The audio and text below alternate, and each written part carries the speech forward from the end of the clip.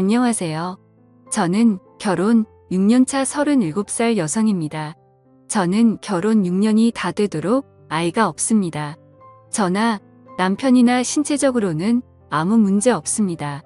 그런데 우리 부부는 관계를 거의 하지 않습니다. 다른 집은 남편들이 밤에 잠을 못 자게 할 정도라는데 제 남편은 그렇지 않습니다. 신혼 초 1년 정도는 부부관계가 그럭저럭 있었습니다. 그런데 우리 부부관계는 갈수록 뜸해졌고 결혼 3년 정도부터는 마치 갱년기라도 맞이한 부부처럼 그냥 삽니다. 서로에 대한 설렘이나 대나 기쁨 같은 것 없이 정말 말 그대로 그냥 한 집의 룸메이트처럼 살았습니다. 같은 침대에 누워 잠을 자도 남편은 제 몸 하나 건드리지 않고 그냥 자고 남편이 왔을 때 샤워를 하고 나와도 옷을 야하게 입어도 제가 투명 인간도 아닌데 쳐다도 안 보고 지나갑니다. 저는 남편한테 사랑받고 싶고 남편하고 장난도 치면서 살고 싶은데 그런 분위기와는 완전히 다르게 흘러가니 자꾸 다른 남편들하고 비교하게 되더라고요. 제 친구 남편은 아내 한 번 안아보려고 온 정성을 다한다고 하대요. 둘이 맞벌이를 하고 있으니 남편 이 옆에 오면 제 친구는 피곤하다면서 남편을 은근히 발로 밀어버리는데 그러면 그 남편은 끝까지 굴하지 않고 밤에 자기 아내 한 번 안아보고 싶어서 퇴근하고 와서 빨리 밥도 차리고 설거지도 하고 청소기도 싹 밀어놓고 당신 피곤하다고 할까봐 내가 열심히 했어 하면서 다리까지 주물러 준답니다. 그러면 친구는 그날 밤 성은을 잊게 해준다고요. 그렇게 남편이 성은을 잊고 나면 또 남편은 아내한테 온갖 충성을 다한다고 하더군요. 그러면 제 친구는 은근히 받아주고 그렇게 두 사람의 관계는 끈끈해져 갔고 아이도 셋이나 낳았습니다. 정말 부러웠습니다. 그런데 그 부러운 마음이 시간이 지날수록 제 마음에 파고 들어가 비수가 되어 가슴에 꽂혔습니다. 그리고 제 마음은 썩어 들어갔지요. 처음에는 부부관계에 크게 관심을 안 보이는 남편을 보고 내 남편은 왜 저럴까? 혹시 여자가 취향이 아닌가? 혹시 양성애자인가? 별별 생각을 다 했습니다. 제가 듣기로는 잠자리에 관심 없는 남자는 없고 남자는 숟가락들 힘만 있어도 잠자리를 하고 싶어 한다고 들었습니다. 그런데 제가 아는 제 남편은 그러지 않으나 처음에는 남편이 왜 그럴까 또 시작했다가 시간이 지날수록 나는 왜 그럴까리로 생각이 바뀌어 갔습니다. 나는 왜 남편이 자고 싶어 하지 않을까? 내가 무슨 문제가 있는 걸까? 점점 남편 앞에서조차 자신 없어지고 제 자신이 작아지는 것 같았습니다. 너무 비참했습니다. 하루는 자존심 다 버리고 남편한테 진지하게 물어봤습니다. 왜 잠자리를 안 하냐고, 내가 매력이 없냐고요. 그랬더니 남편은 자기는 여자하고 잠자리하는 별로 안 좋아한다고 했습니다. 어릴 때부터 아버지가 여자들하고 바람피는 모습 보고 자라서 그것만으로도 충분히 지긋지긋하다고요. 자기가 여자하고 그 짓을 하고 있으면 자기가 괜히 짐승이 된 것처럼 느껴진다고 했습니다. 시아버지가 새 여자를 데리고 집에 올 때마다 자기 눈에 아버지가 짐승처럼 보였다고 하더군요. 새 여자를 데리고 올 때마다 아니 그게 무슨 말이냐 시아버지가 여자를 여러 번 데려고 왔냐고 물었지요. 그랬더니 남편이 하는 말이 자기 친엄마 빼고 새엄마가 지금까지 4번이나 바뀌었다고 하더군요. 저는 그 소리 듣고 기절하는 줄 알았습니다. 지금 시어머니가 남편의 친엄마가 아니라 새엄마인 줄은 알고 있었습니다. 하지만 네 번째 새엄마인 줄은 몰랐지요. 당연히 남편의 친엄마인 본처와 헤어지고 재혼한 걸로만 알고 있었지요. 그런데 제가 아는 시어머니, 남편의 네 번째 새엄마라는 소리를 듣고 하는 소리가 새어나왔습니다. 그래서 제가 남편한테 물었지요. 그럼 시아버지가 재혼을 4번이나 한 거냐 했더니 그렇다고 하더군요.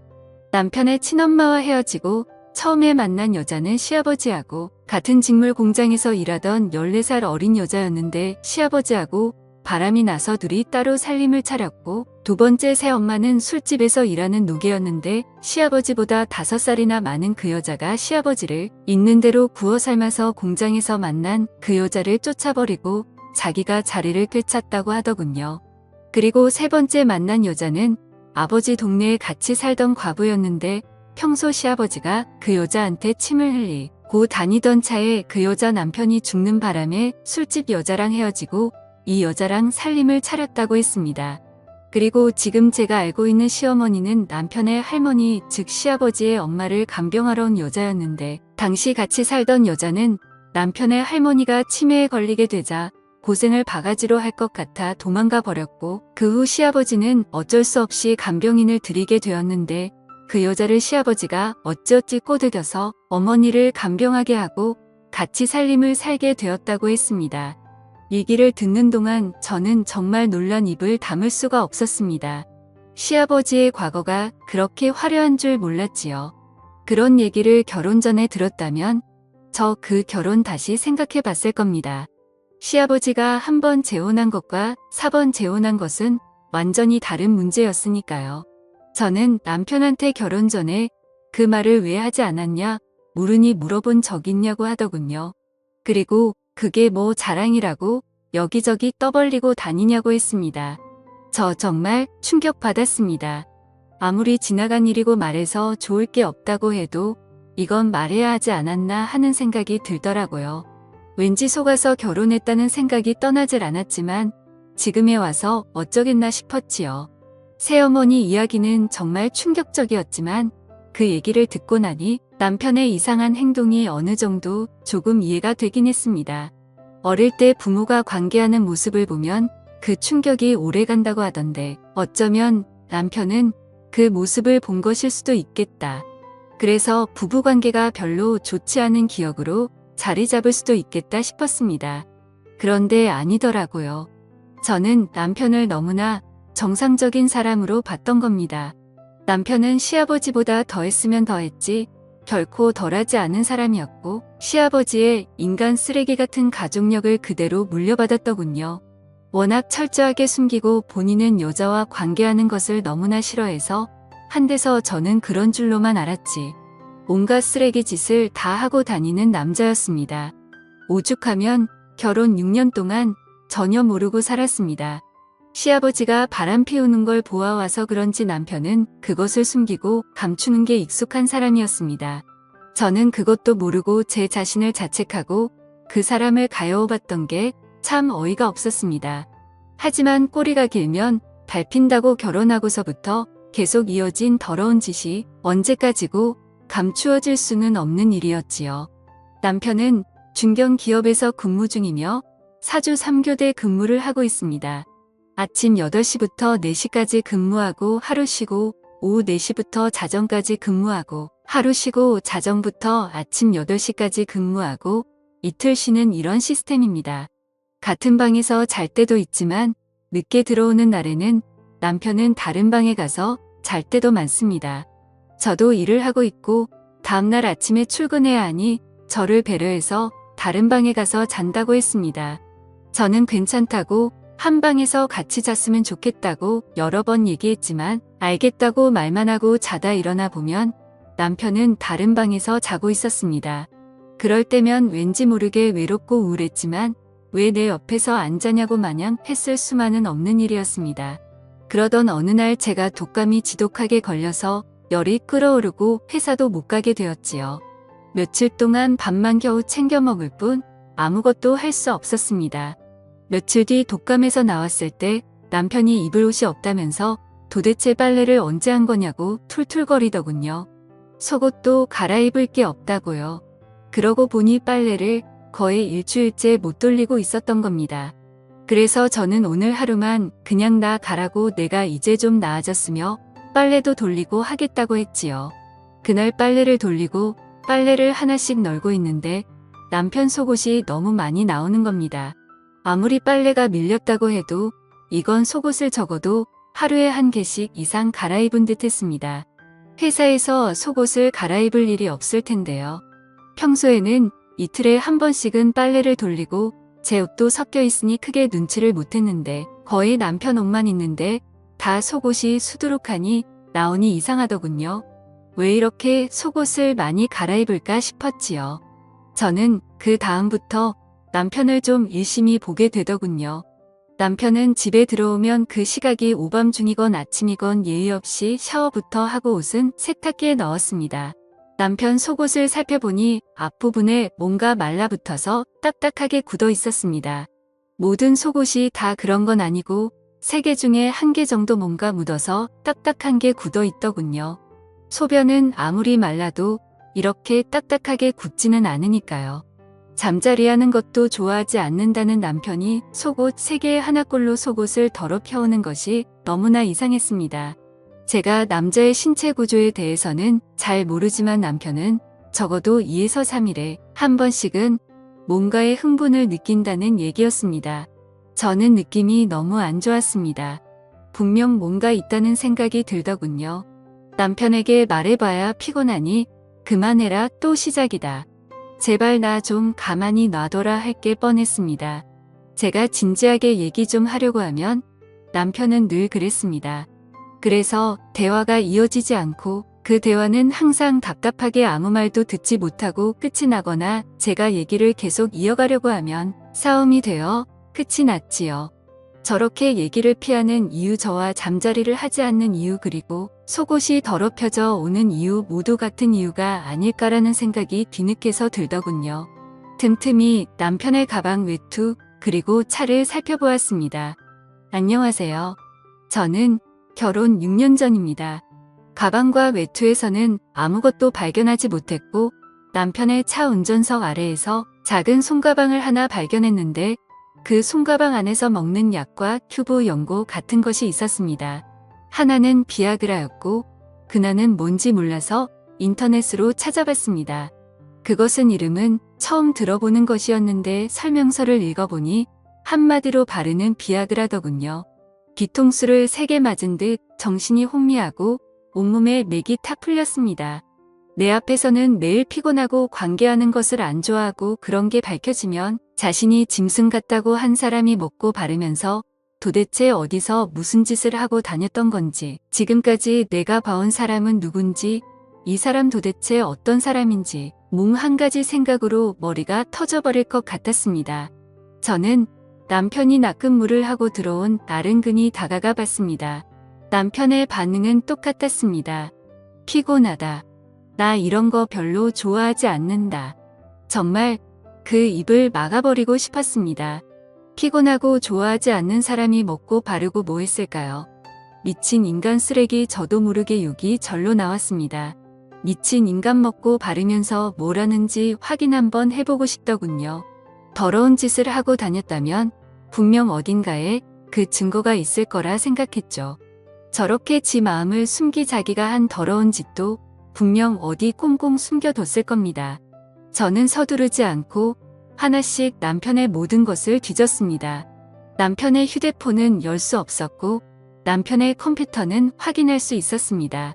저는 C드라이브에 폴더를 몇 날 며칠 동안 하나하나 다 열어봤습니다. 그 중에 업무보고라는 폴더가 있었는데 그 폴더에는 남편의 오랜 일기가 들어있었습니다. 그 일기는 다름 아닌 남편이 더러운 업소를 드나들면서 그곳에 대한 기록과 자신의 느낌을 적어놓은 것인데 결혼하기 전부터 쓰기 시작했던 것이었습니다. 그 일기가 얼마나 적나라하고 생생하게 기록해두었는지 가보지 않아도 그곳의 분위기가 그대로 느껴질 정도였습니다. 일명 업소 출입 일기였단 거죠. 남편이 그렇게 쓴 업소 출입 일기는 키스방뿐만이 아니었습니다. 쇼방, 유리방, 안마방, 허그방, 귀청소방, 심지어 인형방도 갔더군요. 한글 문서 한 페이지에 하루의 일기가 적혀 있었고 지금까지 쓴 업소 일기는 152페이지였습니다. 그날 아가씨와 사진 찍는 것이 가능했던 날에는 사진도 함께 첨부되어 있었습니다. 정말 엄청나더군요. 그간 남편이 왜 집에서 부부 관계를 하지 않았는지, 왜 그렇게 집에만 들어오면 피곤했는지 모든 이유들을 알겠더군요. 남편은 결혼 전부터 계속 꾸준히 업소를 다녔습니다. 마치 세상의 모든 유흥업소를 탐방해보겠다는 생각인 듯 했습니다. 지금까지 이런 사람인 줄도 모르고 마음을 주고 정성을 들이고 혼자 상처받고 했던 시간들이 너무나 아깝고 억울해 미칠 지경이었습니다. 남편은 비정상적인 관계를 추구하는 업소 중독자였습니다. 내 남편이 내가 애를 태우고 사랑을 갈구했던 사람이 이런 사람인 줄 꿈에도 몰랐습니다. 이 남자는 저한테만 의욕이 없었지. 직장도 번듯했고 사람들하고 관계도 나쁘지 않았으며 저와 결혼하기 전에 부모님께 대하는 예절이며 저에 대한 매너도 좋은 사람이었습니다. 폭력적이지도 않았고 말을 거칠게 하는 사람도 아니었습니다. 우리 밤의 부부관계만 잘 진행되었다면 저는 너무나 괜찮은 남자와 결혼했다고 생각할 뻔했습니다. 그런데 이런 이상한 사람이었다니 정말 끔찍했고 한시도 저는 이 사람과 한 집에 있고 싶은 마음이 없었습니다. 그리고 너무나 다행이고 감사한 건 우리 사이에 아이가 없다는 것이었습니다. 만약에 아이가 있었다면 시아버지와 남편에 이어 아이까지 어떻게 변했을까 생각만 해도 심장이 벌렁거렸습니다. 남편에게 크게 잊지도 않은 점까지 뚝 떨어져 버렸습니다. 저는 남편이 오기 전에 컴퓨터에 있는 업소 일기를 다 제 메일로 옮겼고 그 집에 있는 저의 모든 짐을 챙겨서 친정으로 와버렸습니다. 그리고 저는 이혼하자는 문자 한마디만 남기고 남편과 연락될 수 있는 모든 것을 차단시켜버렸습니다. 그리고 제가 가지고 있던 모든 자료를 인쇄해서 시댁에 한부, 남편의 누나 집에 한부를 보냈고 그리고 남편 앞으로 남편의 회사 주소를 적어 한부를 보냈습니다. 제가 보낸 우편물이 도착하고 다음날 남편은 제가 있는 친정으로 찾아왔더군요. 얘기 좀 하자고 했습니다. 부모님은 얘기할 것도 없다며 이대로 둘이 갈라서라고 이런 사람 1분 1초라도 더 만날 필요 없다고 하셨지요. 저는 그래도 마지막으로 얘기는 해야겠다 싶어서 그 사람을 데리고 따로 나왔습니다. 친정 근처 공원에서 만났는데 그 남자는 자기가 미안하다, 잘못했다고 하더군요. 앞으로 업소를 끊고 잘 살아보겠다고요. 바보 천치가 아니고서야 그 말을 누가 믿나요? 그 말은 못 들은 걸로 무시하고 제가 물었습니다. 나랑 결혼은 왜 했어? 진심 궁금해서 물은 것이었습니다. 그런데 남편은 뭐라고 말도 못하고 가만히 있더군요. 그래서 다시 물었습니다. 나랑 결혼 왜 했어? 내가 보니 딱히 나를 좋아한 것 같지도 않고 어차피 성적인 욕구도 밖에서 풀고 들어오고 결혼 같은 게 해봐야 옆에서 걸리적거리기만 할 텐데 나랑 못하러 결혼했냐고 물었더니 남편이 한다는 소리는 정말 저를 뒷목 잡게 했습니다. 결혼 안 하고 있으면 이상해 보일까봐라고 하더군요. 정말 저 순간 빡 돌아서 인간 저 세상으로 보내고 싶었지만 차마 그렇게 하지는 못하며 저는 벗고 있던 운동화를 집어들었습니다. 나 지금 너랑 결혼해서 6년간 살면서 내가 부족했나, 내가 잘못했나, 내가 매력이 없어서 그러나 나는 왜 사랑받지 못할까? 하루도 마음 편한 날 없었어. 잠자리를 하면 하루는 하는 대로 잠자리를 못하는 날은 못하는 대로 내가 초라하고 작아 보였어. 그런데 너는 지금까지 업소를 다니면서 멀쩡한 나를 이상하게 만들고 있었어. 그렇게 결국 그놈과는 이혼 소송을 걸었고 더러운 생활이 끝이 나게 되었습니다. 아직 제 나이 30대이고 다른 좋은 남자 만날 기회도 많을 테니 언젠가 저에게 딱 어울리는 성실한 남자 만나길 바라며 좋은 인연 기다려 보겠습니다. 감사합니다.